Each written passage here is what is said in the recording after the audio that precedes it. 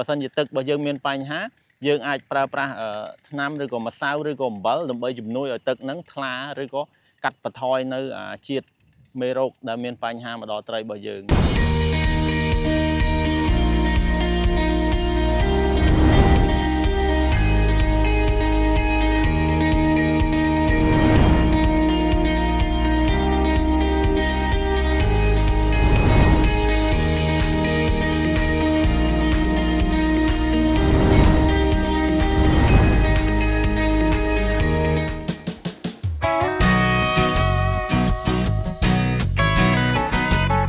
ជំហានដំបូងទឹកជាចំណុចសំខាន់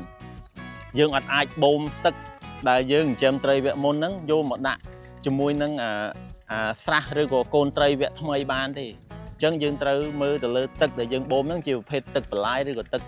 ណាមួយដែលយើងសម្រាប់ saver ដើម្បីត្រៀមបូមបញ្ចូលមកជាប្រភេទទឹកស្អាតពេលដែលយើងឆែកមើលបើសិនជាទឹករបស់យើងមានបញ្ហាយើងអាចប្រើប្រាស់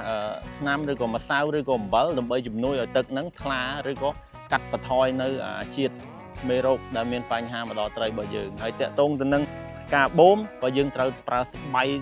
ត្រង់វាឲ្យជិតអត់ឲ្យមានដោយទាំងត្រីចង្វាត្រីល្អិតល្អនេះគឺអត់ឲ្យដោយទាំងអស់កាលណាតែដោយចូលវាដណ្ដើមអុកស៊ីសែនធ្វើឲ្យអាកូនត្រីដែលយើងចិញ្ចឹមហ្នឹងវាដូចថាវាមិនអាចទាញឬក៏ប្រឆាំងជាមួយនឹងអាត្រីធម្មជាតិនឹងបានទេព្រោះអីវាដណ្ដើមអុកស៊ីសែនអាត្រីដែលយើងចិញ្ចឹមហ្នឹងទាំងអស់បាទ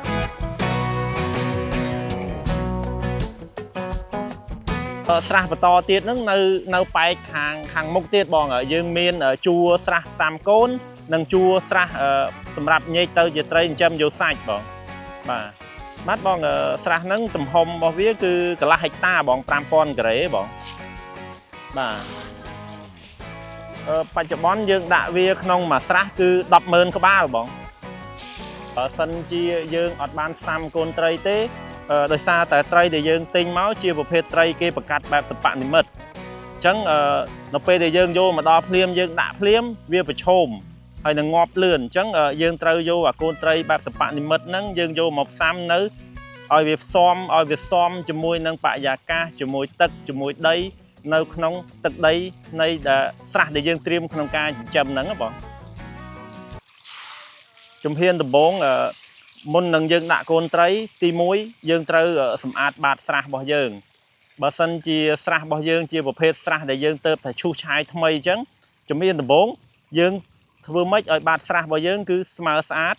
បន្ទាប់មកយើងបញ្ចូលទឹកយើងឆែកទៅលើ pH ឆែកទៅលើសីតុណ្ហភាពឆែកទៅលើអាម៉ូញ៉ែអាម៉ូញ៉ូមហើយនឹងកំបោរនៅក្នុងហ្នឹងបើសិនជាស្រះរបស់យើង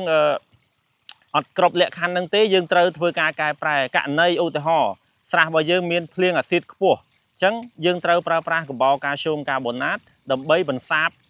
ជាតិអាស៊ីតហ្នឹងឲ្យវាឡើងទៅជា pH 8វិញពីព្រោះអីត្រីហ្នឹងគឺវាសមស្របជាមួយនឹង pH 8ចុចបានអាចរស់ឲ្យវាបញ្ចេញលំអិលរបស់វាបានល្អបាទសីតុណ្ហភាពក្នុងទឹកហ្នឹងយើងកំណត់ចេះបងបើសិនជាខែប្រាំងយើងកំណត់ថាទឹកគឺយើងយកកម្ពស់វា1ម៉ែត្របងបើសិនជាទៀបជាង1ម៉ែត្រយើងអាចដឹងឲ្យថាត្រឹម5ទឹកឬក៏កន្លះម៉ែត្រមកខាងលើគឺក្តៅកន្លះម៉ែត្រនៅខាងក្រោមគឺត្រជាក់អញ្ចឹងសីតុណ្ហភាពដែលយើងកំណត់នៅទីនេះគឺសីតុណ្ហភាព28អង្សាល្អបំផុតមិនឲ្យលើស30មិនឲ្យក្រោម28អង្សាបងបាទវិធីសាស្ត្រដូចខ្ញុំជម្រាបបងទី1គឺយើងត្រូវរក្សាកម្ពស់ទឹកធ្វើម៉េចឲ្យលើ1ម៉ែត្រឬក៏ត្រឹម1ម៉ែត្របាទសម្រាប់ត្រីទីឡាប់យ៉ាបងហើយមួយទៀតជុំវិញស្រះរបស់យើងគឺត្រូវតែស្អាតដោយសារអីយើងត្រូវការ free energy បើន័យថាខ្យល់កាលណាតែមានខ្យល់វាធ្វើឲ្យទឹកហ្នឹងអាឡូករហូតបងអញ្ចឹងវាកាត់បន្ថយកម្ដៅវាអត់អាចធ្វើឲ្យទឹកហ្នឹងនឹងទេបើន័យថាទឹកហ្នឹងវាដូចវាមានដង្ហើមអញ្ចឹងបងវាមានចរន្តទៅមករហូតបើសិនជាយើងមានតកួនមានអីវាធ្វើឲ្យត្រជាក់មែនប៉ុន្តែវាអត់មានអុកស៊ីសែនអត់មានខ្យល់នៅក្នុងហ្នឹងណាបងបាទ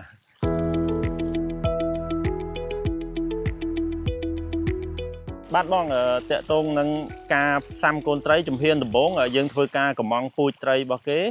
ដោយយើងរាប់ចំនួនក្បាលបន្ទាប់មកការដឹកជញ្ជូនគឺជាចំណុចមួយសំខាន់